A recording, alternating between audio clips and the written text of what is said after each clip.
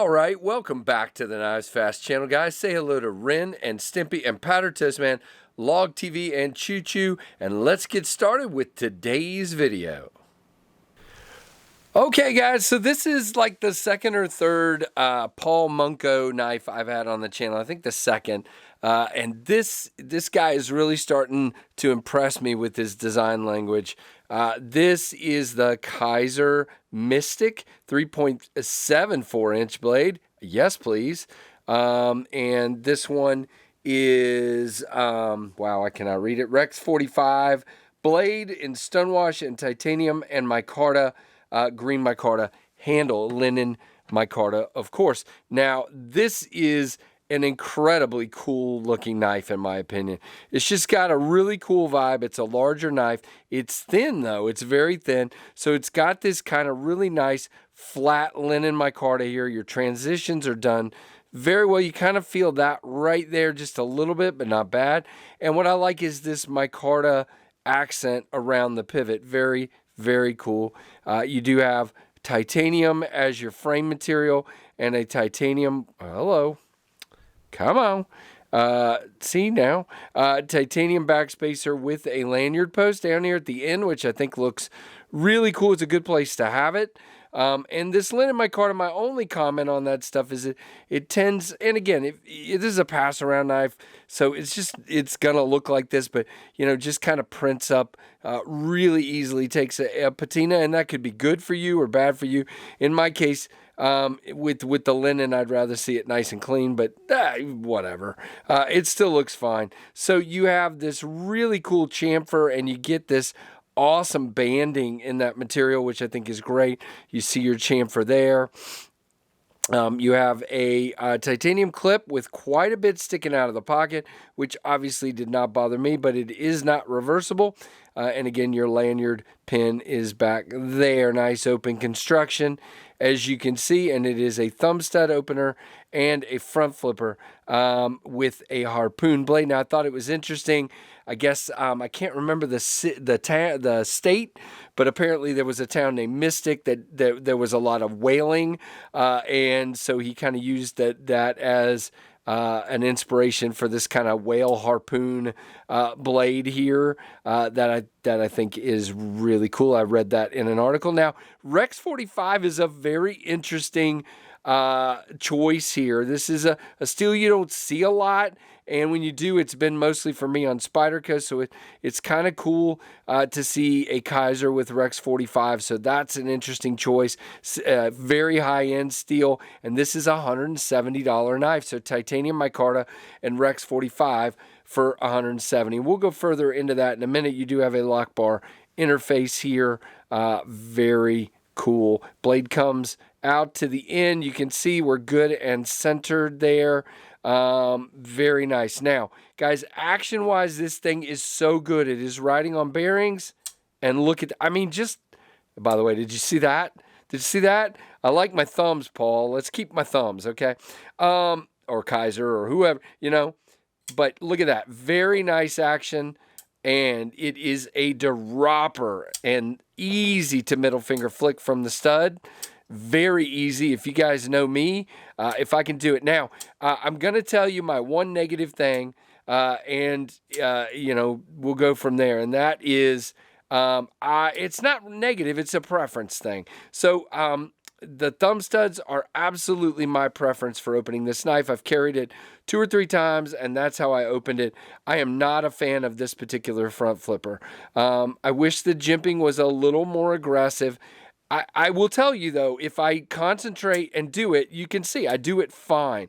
It's just you really have to kind of dig your thumb in, and you can't kind of, you know, I can't really do the reach around that well anyway.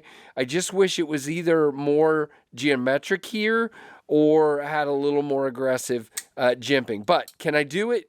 Yep, it's just, it starts to rip at your thumb because you're having to push pretty hard to get it to do it. If I just do light, yeah, I did it there. You see, I mean, I'm kind of light, so I can still do it.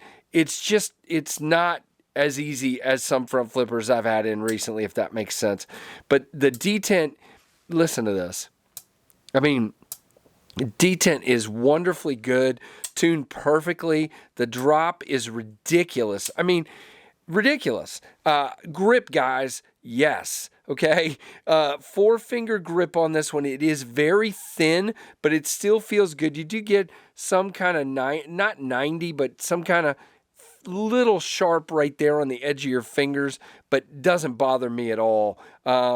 Just worth talking about. Now, you end up with a thumb ramp right here, which is very nice, and a nice little place to put your thumb. Now, you can choke up, but for me, I've learned that I'm just staying kind of like right here. I'm not getting way up there. And then you get this beautiful harpoon area to kind of lay your thumb in. And guys, let's just do the cutting right now because, whoops, or let's just whack the tripod instead, which is what, what we all want to do is just nail the tripod.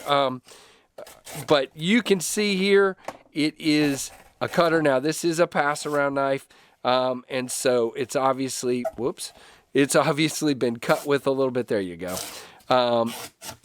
So it is definitely a cutter. Guys, I've said it before and I've said it 1,000 times. It is so hard to cut with my arms wrapped around this camera like this. It just is. Now, the blade is fairly thin. We'll talk about specs here in just a moment, but you can see, I mean, it definitely, and it will pierce as well. Again, I got a tiny little piece of cardboard here, but it will. I've done it before. Very, very nice. All right, let's get all this cardboard out of the way and clean up my mess here. Sort of. All right, so beautiful stonewash blade. You can see here, Rex 45 back there. Beautiful kind of satin or stonewash look on the studs there. And you do have a reflective or mirror-like stonewash, which I think looks gorgeous. Munko Knives logo there and the Mystic here. And that's, and the Kizer logo on the blade, which, I would rather have just make it smaller and put it up here somewhere. That's just me, I know. Especially with such a beautiful knife. I would just like to have less billboarding on this knife. Less is more. But 4-finger grip, and just, again, you can see bearing down and cutting is very intuitive and very, very nice. Lock bar access is absolutely perfect. Your lock bar moves very nice and very easily. Oh, come on. All right. You can see moves very easily. You do have a very minimal cutout there for your lock bar recess. And just a really good knife. Your lock up there is like a 25 or 30. Very, very nice. And guys, solid as a rock. I mean, nothing. There is no movement on that knife at all. All right, so let's talk about specs. By the way, I'm very sad that I'm going to be sending this on to the next guy today. So this is $170. I found it, the best place I've found it so far is Knife Center. This is a 3.74-inch blade, 3.5-inch cutting edge. Closed is 5.04. Yes, please. 8.78, so almost a 9-inch knife. Again, yes, please. Clip point blade or harpoon. Stonewash bolster lock, by the way, if I didn't say that, I called it a frame lock, but it's obviously a bolster lock with a longer bolster, which is the way I like it. I think it looks good that way, and I love the angle here too. Green micarta and titanium. Pocket clip is 3D titanium tip up right. 4.4 ounces, which is fine for this knife. Not a problem whatsoever. So really, really enjoying this knife. Now let's look. You can see we're just at the point that this thing's filling up the box here, the tray, and there is your Ontario Rat 1, a little bit, which is actually a little bit smaller, and your Rat 2, which is a lot smaller.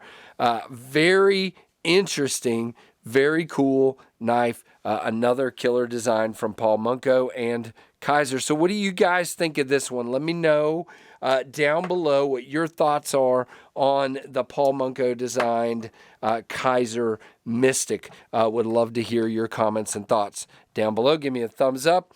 And definitely, if you're not subscribed, check it out. Like, comment, subscribe, notification bell. Thank you for watching the KnivesFAST channel.